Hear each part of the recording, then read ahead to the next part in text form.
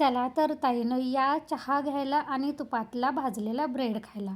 तर झालं असं, आज आहे सुट्टी, तर म्हटलं नाश्त्याला तर वेगळं काय बनवायचं.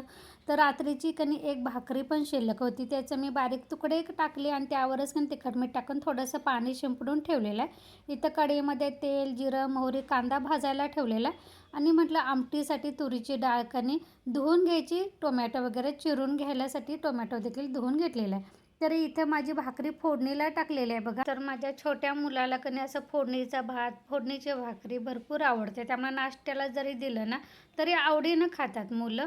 तर इथं माझी भाकरी फोडणीला दिलेली मी कढई रिकामी केली आणि त्याच कढईमध्ये थोडासा भात शिल्लक होता कणी, तो पण मी कणी फोडणीला दिली. म्हणजे फोडणीची भाकरी आणि फोडणीचा भात असा आमचा सुट्टीच्या दिवशीचा नाश्ता तयार झाला.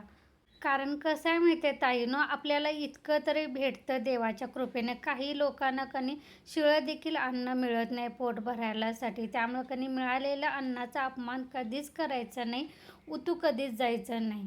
त्यामुळे कणी शक्यतो टाकून देणं, मात्र करणं असा प्रकार करायचा नाही. असं फोडणीला देऊन एखाद्या दिवशी नाश्ता म्हणून खाल्लं ना तरी चालतं. इथं मी आमटी भाजी फोडणीला टाकलेले, त्यानंतर मी इथे आता नाश्ता करायला बसलेले आहे.